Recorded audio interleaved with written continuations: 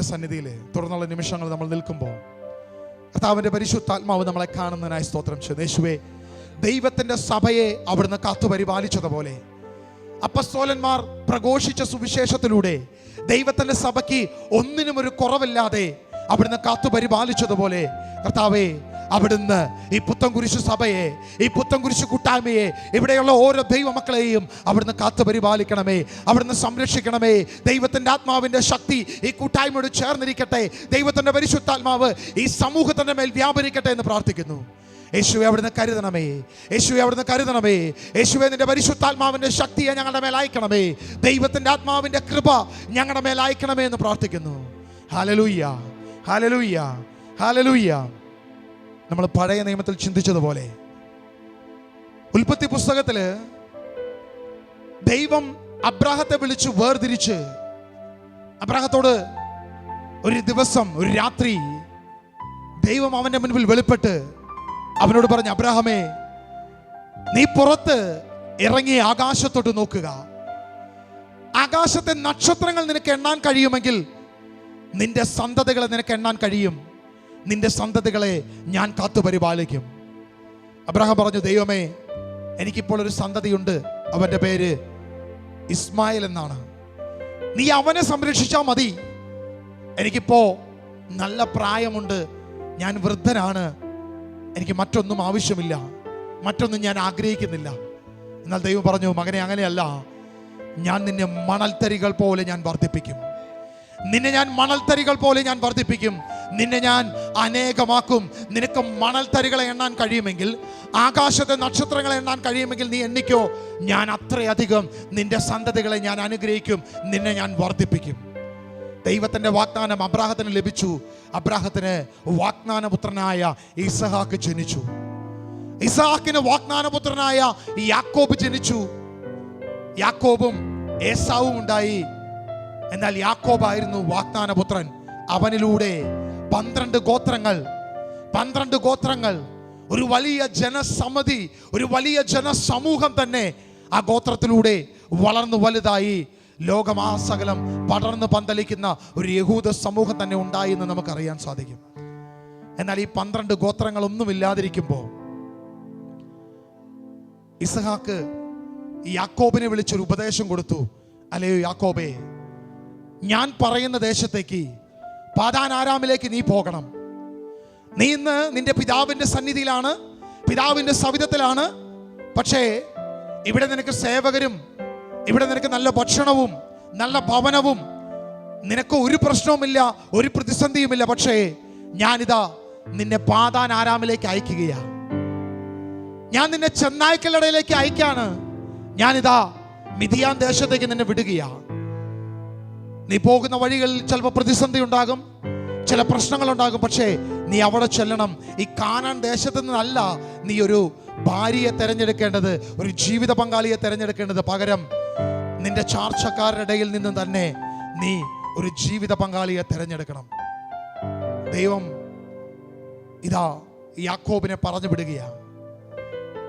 അന്ന് പകൽ യാക്കോബ് യാത്രയാകുമ്പോ യാക്കോബിന്റെ ഹൃദയത്തിൽ പല ചിന്തകൾ വന്നു എന്ന ദൈവത്തിന്റെ പണ്ഡിതന്മാര്, വചനം പഠിക്കുന്ന ചില വ്യക്തികൾ പറയുന്നത്, യാക്കോബിന്റെ ഹൃദയത്തിൽ ഒരുപാട് ചിന്തകൾ ഇങ്ങനെ കലങ്ങി മറഞ്ഞു. അന്ന് വരെ യാക്കോബിന് പരിവാരങ്ങളുണ്ടായിരുന്നു, സഹായകരുണ്ടായിരുന്നു, വലിയ സമ്പത്തുണ്ടായിരുന്നു, വലിയ അനുഗ്രഹമുണ്ടായിരുന്നു. അവന്റെ പിതാവിന്റെ ഭവനത്തിൽ ഒത്തിരി സംരക്ഷണം ഉണ്ടായിരുന്നു. അവന്റെ പിതാവും മാതാവും അവന്റെ കൂടെ ഉണ്ടായിരുന്നു. ഒന്നിനും അവനൊരു കുറവില്ലാത്ത സമയമാണ്. എന്നാൽ ഇതാ യാക്കോബിനോട് പിതാവ് തന്നെ പറയുക, നീ പോകണം, നീ ഒറ്റയ്ക്ക് യാത്ര ചെയ്ത് ഞാൻ പറയുന്ന ദേശത്ത് പോയി നീ തലമുറയ്ക്ക് വേണ്ടി നീ ഒരു ഭാര്യയെ തെരഞ്ഞെടുക്കണം. പ്രിയമുള്ള, ഒരു രാത്രി ഇരുട്ടായപ്പോ അവൻ ആ കടവുങ്കെ ഒരു കല്ലെടുത്ത് വെച്ച് തലയണയാക്കി അവൻ ഉറങ്ങാൻ കിടക്കുന്ന ഒരു യാക്കോബിനെ ഉൽപ്പത്തി പുസ്തകം അതിന് 28-ാം അധ്യായത്തിൽ നമ്മൾ വായിക്കുന്നുണ്ട്. അവിടെ വചനം ഇങ്ങനെ പറയുന്നത്, യാക്കോബ് ഒരു കല്ലെടുത്ത് ഒരു തലയണയാക്കി അവൻ അവിടെ കിടന്ന് ഉറങ്ങി എന്ന് ദൈവത്തിന്റെ വചനം പറയുന്നു. അവൻ ഉറങ്ങുമ്പോ ആ രാത്രിയിൽ അവൻ ഒരു സ്വപ്നം കണ്ടു. ആ സ്വപ്നം എങ്ങനെയായിരുന്നു? ഇതാ ഭൂമിക്ക് നടുവേ അവൻ ഭൂമിയിൽ ഒരു ഗോവണി കുത്തിവെച്ചിരിക്കുന്നു. അതിന്റെ അഗ്രമിത സ്വർഗം വരെ ഉയർന്നിരിക്കുന്നത് അവൻ കാണുന്നു. ദൈവത്തിന്റെ ദൂതന്മാർ ഇറങ്ങുന്നത് അവൻ കാണുന്നു. ദൈവത്തിന്റെ ദൂതന്മാർ കയറുന്നത് അവൻ കാണുന്നു.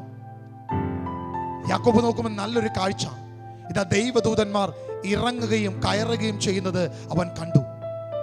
അവനതിൻ്റെ അർത്ഥം മനസ്സിലായില്ല, അതിൻ്റെ ആഴം അവന് തിരിച്ചറിഞ്ഞില്ല.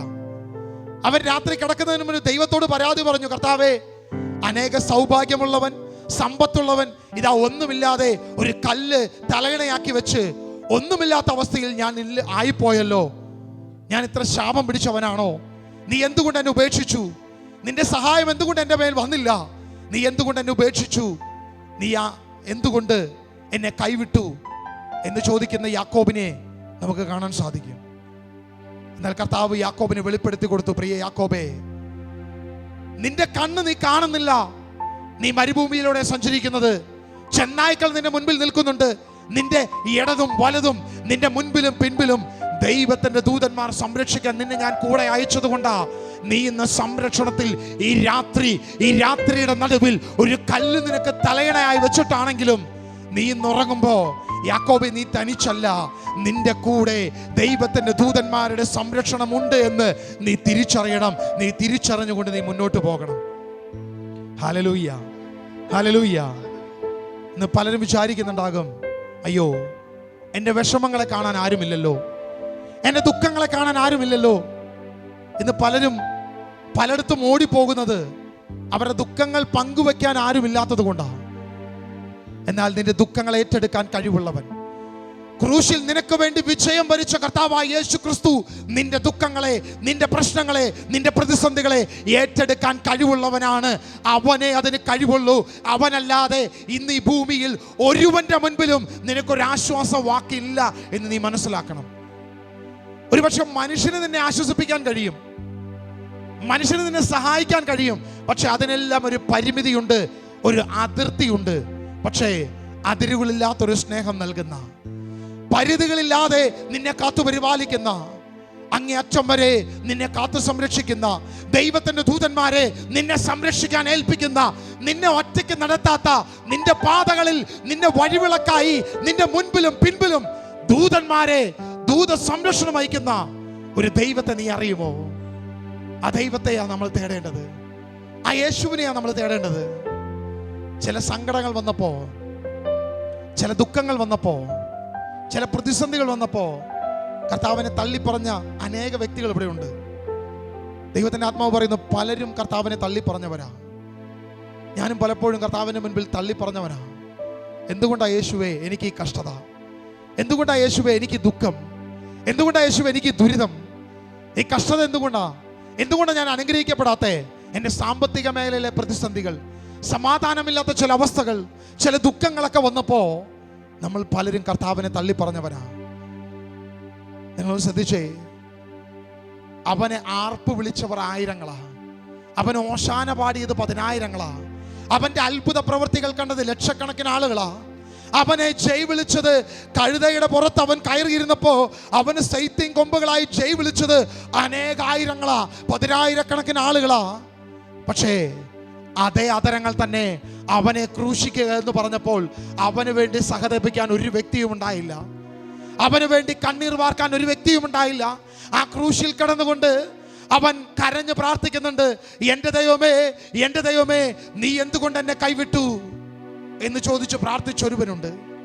സങ്കീർത്തന പുസ്തകം അതിൻ്റെ 22-ാം അധ്യായത്തില് എൻ്റെ ദൈവമേ, എൻ്റെ ദൈവമേ, നീ എന്തുകൊണ്ട് എന്നെ ഉപേക്ഷിച്ചു എന്ന് പറയുന്ന ദൈവത്തിൻ്റെ വചനം തന്നെ എൻ്റെ യേശു പ്രാർത്ഥിച്ചുവെങ്കിൽ നിന്റെ വിഷമത്തെ, നിന്റെ ദുഃഖത്തെ, നിന്റെ വേദനയെ അറിയാൻ പറ്റാത്ത ഒരു ദൈവമല്ല നമ്മുടെ ദൈവം.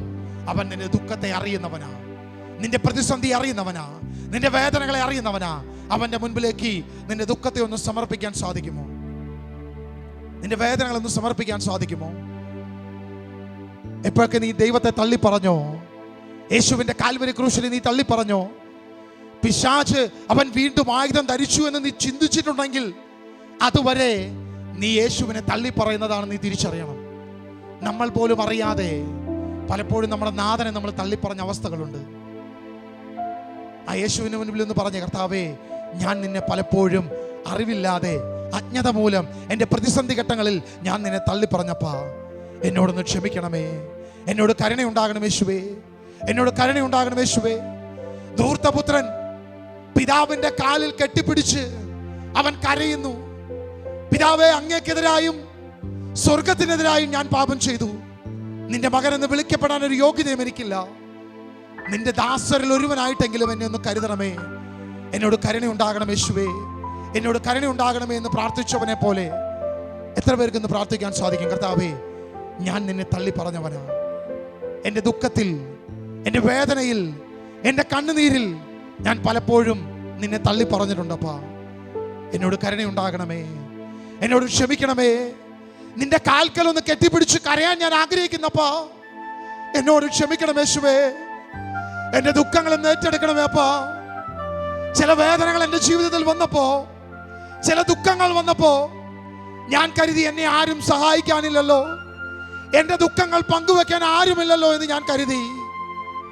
മനുഷ്യകരങ്ങൾ എനിക്ക് സഹായം തരാതിരുന്നത് അപ്പാ നിന്റെ ദൂതന്മാരെ നീ അയച്ചത് കൊണ്ടാണെന്ന് ഞാൻ അറിഞ്ഞില്ലപ്പാ.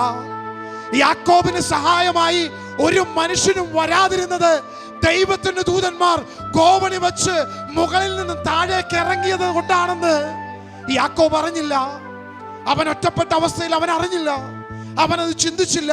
എന്നാൽ രാത്രി ദൈവത്തിന്റെ ദൂതൻ ഇറങ്ങുന്നതും കയറുന്നതും അവൻ കണ്ടുവെങ്കിൽ മനുഷ്യകരങ്ങൾ അവന് സഹായമായി വരാതിരുന്നത് ദൈവകരങ്ങൾ അവനെ സഹായിക്കുന്നുവെന്ന് അവനെ തിരിച്ചറിവ് നൽകുവാൻ വേണ്ടി, അവനെ അറിയിക്കാൻ വേണ്ടിയിട്ടാണെന്ന് കർത്താവേ അവൻ അറിഞ്ഞില്ല. വീണ്ടും ദൈവത്തിന്റെ ദൂതൻ യാക്കോബിന്റെ മുൻപിൽ വന്നൊരു വാഗ്ദാനം കൊടുക്കുന്നുണ്ട്. യാക്കോബേ, ഞാൻ അബ്രഹാമിനോട് പറഞ്ഞു, നിന്നെ മണൽത്തരി പോലെ ഞാൻ വർദ്ധിപ്പിക്കും. ഞാൻ ഇസ്ഹാക്കിനോട് പറഞ്ഞു, ഞാൻ നിന്നെ മറക്കത്തില്ല, എക്കാലവും ഞാൻ നിന്നോട് കൂടെ ഉണ്ടാകും. യാക്കോബേ, ഞാൻ നിന്നോട് പറയുക, നീ പോകുന്ന വഴികളിൽ, നീ പോകുന്ന സ്ഥലത്ത് സകലത്തിലും ഞാൻ നിന്നോട് കൂടെ ഉണ്ടായിരിക്കും. സകല തലമുറകളും നിന്നിലൂടെ അനുഗ്രഹിക്കപ്പെടുക തന്നെ ചെയ്യുമെന്ന് ഞാൻ നിന്നോട് വാഗ്ദാനം ചെയ്യുന്നു. ദൈവം നിന്നോട് വാഗ്ദാനം ചെയ്യുക. പ്രിയ മകനെ, മകളെ, നിന്റെ സങ്കടങ്ങൾ, നിന്റെ വേദനകൾ ആ യേശുവിന്റെ മുൻപിൽ നിന്ന് സമർപ്പിച്ച്, നീ പോകുന്ന വഴികളിൽ, നീ പോകുന്ന മേഖലകളിൽ സകലത്തിലും ദൈവത്തിന്റെ ആത്മാവ് നിന്നോട് കൂടെ ഉണ്ടാകുമെന്ന് ദൈവം ഇന്ന് രാത്രി വാഗ്ദാനം ചെയ്യുകയാണ്. മുട്ടുമേൽ നിൽക്കാൻ പറ്റുന്നവര്, ആരോഗ്യം അനുവദിക്കുന്നവര് മാത്രം, മുട്ടുമേൽ നിൽക്കാൻ ആരോഗ്യം അനുവദിക്കുന്നവർ മാത്രം മുട്ടുമേൽ നിന്ന് കർത്താവിന്റെ മുൻപിൽ ചില മേഖലകൾ, ദൈവത്തെ തള്ളി പറഞ്ഞ ചില അവസ്ഥകൾ, എൻ്റെ യേശുവിനെ, അവൻ്റെ കാൽവരി ക്രൂശിനെ തള്ളി പറഞ്ഞ ചില അവസ്ഥകൾ, നമ്മുടെ സങ്കടങ്ങളുടെ, നമ്മുടെ ദുഃഖങ്ങളുടെ, നമ്മുടെ വേദനയുടെ നടുവിൽ, പ്രിയമുള്ള മകനെ, മകളെ, നീ ഒരു സത്യം മനസ്സിലാക്കണം. ആരും നിന്റെ ദുഃഖം കേട്ടിട്ടില്ല, ആരും നിന്റെ വേദന പങ്കിട്ടിട്ടില്ല, ഒരു വ്യക്തിയും ഉണ്ടായില്ല. നീ വിചാരിച്ചു പ്രാർത്ഥനാ ഗ്രൂപ്പ് ഉണ്ടാകും, നീ വിചാരിച്ചു ലീഡർ ഉണ്ടാകും, കോർഡിനേറ്റർ ഉണ്ടാകും, സ്പിരിച്വൽ അഡ്വൈസേഴ്സ് ഉണ്ടാകും, അങ്ങനെ പലരെയും നീ പ്രതീക്ഷിച്ചു. പക്ഷെ ഒരു വ്യക്തിയും ഉണ്ടായില്ല.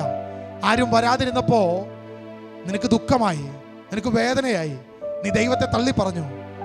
പക്ഷെ കർത്താവ് പറയുക, യാക്കോബേ, നിന്നെ ഞാൻ ഒറ്റയ്ക്ക് നടത്തിയത് ദൂതന്മാരുടെ സംരക്ഷണം നിനക്കുണ്ട് എന്ന് നീ തിരിച്ചറിയേണ്ടതിനാ. ദൈവത്തിന്റെ ദൂതന്മാർ രാത്രി നിന്റെ കിടക്കയിൽ, നീ രോഗാവസ്ഥയിൽ കടന്നപ്പോ, നീ പ്രതിസന്ധിയിൽ കടന്നപ്പോ, ദൂതന്മാർ നിന്റെ നടുവിലുണ്ടായിരുന്നു, നിന്റെ പിൻപിലും മുൻപിലും ഉണ്ടായിരുന്നു. അതുകൊണ്ടാ ഒരു മനുഷ്യൻ നിന്നെ സഹായിക്കാതിരുന്നത്. അത് നീ തിരിച്ചറിയാത്തതാ, അത് നീ മനസ്സിലാക്കാത്തതാ, അത് നീ അറിയാത്തതാ. ആ യേശുവിന് മുൻപിൽ എന്ന് പറഞ്ഞ, കർത്താവേ, ഞാൻ ഏകനായി നിന്ന അവസ്ഥയെ സമർപ്പിക്കുന്നപ്പോ എന്റെ ദുഃഖങ്ങളെ ഏറ്റെടുക്കണം യേശുവേ. അവിടുത്തെ ഞാൻ തള്ളിപ്പറഞ്ഞത് കർത്താവേ, എന്നോട് ക്ഷമിക്കണമേ, എന്നോട് പൊറുക്കണം യേശുവേ, എന്നോട് പൊറുക്കണമേ കർത്താവേ. ഞാൻ ഒറ്റയ്ക്കായിരുന്ന അവസ്ഥകളില്, ഞാൻ ഏകനായിരുന്ന അവസ്ഥകളില് ഞാൻ കരുതി ആരും എന്നെ സഹായിക്കാനില്ല എന്ന്, ആരും എന്നെ സഹായിക്കാനില്ല എന്ന് ഞാൻ വിശ്വസിച്ച ചില നിമിഷങ്ങളുണ്ട്. കർത്താവേ, ഞാൻ ഇന്നറിയുന്നു, എന്നെ സഹായിക്കുന്ന, ഞാൻ ഏകനല്ലാതെ എന്നെ സഹായിക്കുന്ന ചില ദൂതഗണങ്ങൾ എൻ്റെ കൂടെയുണ്ടെന്ന് ഞാൻ വിശ്വസിക്കുന്നപ്പാ. ഞാൻ ഏകനല്ല, എന്നെ സഹായിക്കാൻ ദൈവത്തിന്റെ ആത്മാവുണ്ട്, എന്നെ സഹായിക്കാൻ ദൈവത്തിന്റെ ദൂതന്മാരുണ്ട്, എന്നെ സഹായിക്കാൻ അവൻ ദൂതന്മാരെ അയച്ചിട്ടുണ്ട്. അവൻ കോവണിയിൽ നിന്നും ആകാശത്തു നിന്നും എന്റെ മേൽ ഇറങ്ങി വന്ന് എന്നെ സഹായിക്കുന്ന ദൈവത്തിന്റെ ദൂതന്മാർ ഇന്ന് ഈ ഹോളിൽ ഉണ്ട് എന്ന് ഞാൻ വിശ്വസിക്കുന്നു. യേശുവേ, അവിടുന്ന് എന്നെ ഒന്ന് സഹായിക്കണമേ അപ്പാ. അവിടുന്ന് എന്റെ മേലൊന്ന് കരം വെക്കണമേ അപ്പാ. അവിടുത്തെ കൃപ എന്റെ മേൽ പകരണം യേശുവേ. ഞാൻ ഏകനെന്ന് കരുതിടുമ്പോ ഞാൻ ഏകനല്ല, എന്റെ മേൽ ചില ദൂതന്മാരെ അയച്ചിട്ടുണ്ടെന്ന് ഞാൻ വിശ്വസിക്കുന്നു. Hallelujah, hallelujah, hallelujah. ഏകനെന്ന് നീ കരുതിടുമ്പോ തുണയായാരും ഇല്ലെങ്കിലും, ഏകനെന്ന് നീ കരുതിടുമ്പോ തുണയായാരും ഇല്ലെങ്കിലും, തലയിണയായി കൽമാത്രം എന്നെണ്ണുമ്പോ ഗോവേണിയിൽ ദൂതന്മാർ ഇറങ്ങി വരും. തലയിണയായി കൽമാത്രം എന്നെണ്ണുമ്പോ ഗോവേണിയിൽ ദൂതന്മാർ ഇറങ്ങി വരും. ഒന്ന് പാടിയ ഏകനെന്ന്, ഏകനെന്ന് നീ കരുതിടുമ്പോ തുണയായാരും ഇല്ലെങ്കിലും, ഏകനെന്ന് നീ കരുതിടുമ്പോ തുണയായാരും ഇല്ലെങ്കിലും, തലയിണയായി കൽമാത്രം എന്നെണ്ണുമ്പോ ഗോവേണിയിൽ ദൂതന്മാർ ഇറങ്ങി വരും. തലയിണയായി കൽമാത്രം എന്നെണ്ണുമ്പോ ഗോവേണിയിൽ ദൂതന്മാർ ഇറങ്ങി വരും. പ്രിയമുള്ള ദൈവസഭയെ, നീ ഒരു പക്ഷെ ചിന്തിക്കും ഇത് യാക്കോബിന് മാത്രം ദൈവം കൊടുത്ത അനുഭവമാണെന്ന്. അല്ല മകനെ, ഇത് പുതിയ നിയമസഭയ്ക്കുള്ളതാ. അതാ കർത്താവിന്റെ വചനം യോഹന്നാന്റെ സുവിശേഷത്തിൽ അത് വീണ്ടും വെളിപ്പെടുത്തുന്നത് ദൈവത്തിന്റെ വചനത്തിൽ നമ്മൾ വായിക്കുന്നുണ്ട്. നഥാനായേൽ ഒരു രാത്രി മുഴുവൻ ഒരു അത്തിമരത്തിന്റെ ചുവട്ടിലിരുന്ന് ദൈവത്തിന്റെ സന്നിധിയിൽ അവൻ ഇങ്ങനെ പിറുപിറുക്കുന്നുണ്ട്, കണ്ണുനീർ വാർക്കുന്നുണ്ട്, അവൻ പരാതി പറയുന്നുണ്ട്.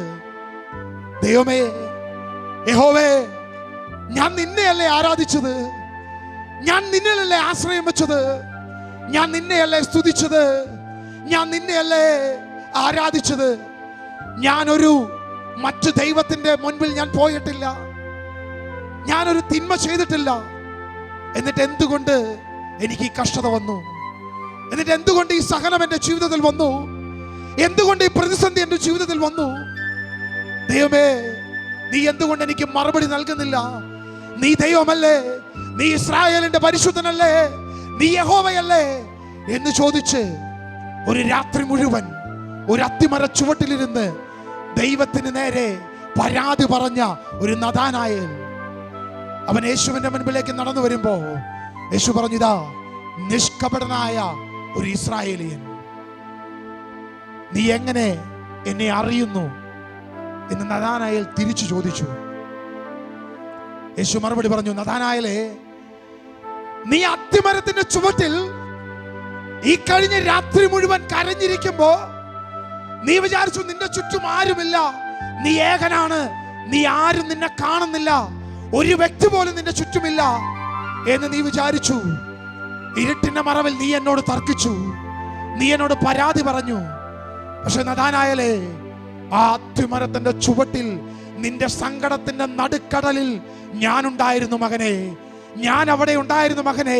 നിന്റെ സങ്കടങ്ങളെ ഞാൻ കണ്ടു, നിന്റെ വേദനകളെ ഞാൻ കണ്ടു, നിന്നെ ഞാൻ പൂർണ്ണമായി കണ്ടു മകനെ എന്ന് പറഞ്ഞു.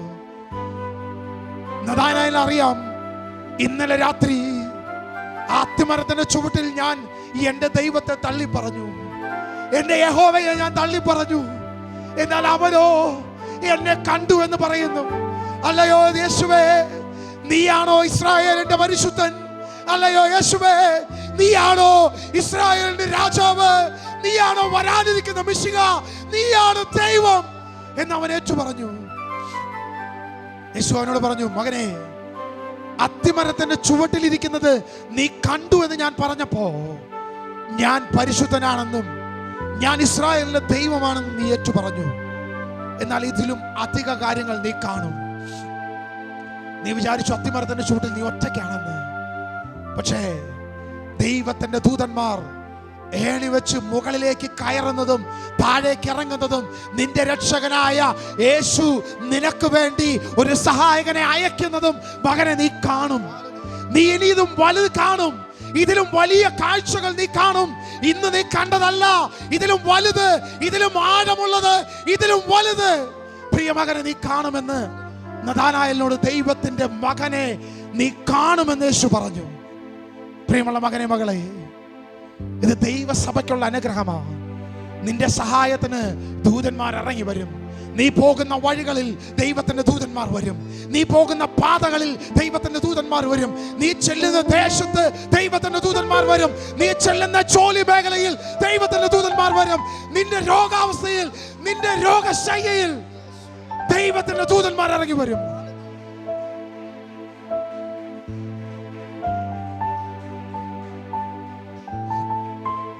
രോഗത്താൽ ഭാരപ്പെടുന്നവർ, രോഗത്താൽ ഭാരപ്പെടുന്ന വ്യക്തികൾ, ആ രോഗാവസ്ഥയുള്ള സ്ഥലത്ത്, നിന്റെ ശരീരത്തിൽ രോഗത്താൽ ഭാരപ്പെടുന്ന സ്ഥലത്ത് നിന്റെ വലതുകരം ചേർത്ത് വയ്ക്കുക. എന്ത് രോഗമാണോ നിന്നെ അലട്ടുന്നത്, ഏത് രോഗമാണോ നിന്നെ അലട്ടുന്നത്, ആ അലട്ടുന്ന സ്ഥലത്ത് നിന്റെ വലതുകരം ചേർത്ത് വെച്ച് യേശുവിനോടൊന്ന് പറഞ്ഞു, യേശുവേ, ഞാൻ വിശ്വസിക്കുന്നു നീ സൗഖ്യദായകനാ. ഞാൻ കരുതി എന്നെ സൗഖ്യപ്പെടുത്താൻ നീ വരത്തില്ലെന്ന്. പക്ഷെ ഇന്ന് രാത്രി ഞാൻ തിരിച്ചറിയുന്നു, എൻ്റെ സൗഖ്യദായകൻ ഇന്ന് ഈ ഹോളിൽ ഇറങ്ങി വന്നിട്ടുണ്ട്. എൻ്റെ സൗഖ്യദായകൻ ഈ ഹോളിൽ ഇറങ്ങി വന്നിട്ടുണ്ട്. അവൻ എന്നെ ഒറ്റയ്ക്ക് വിടത്തില്ല.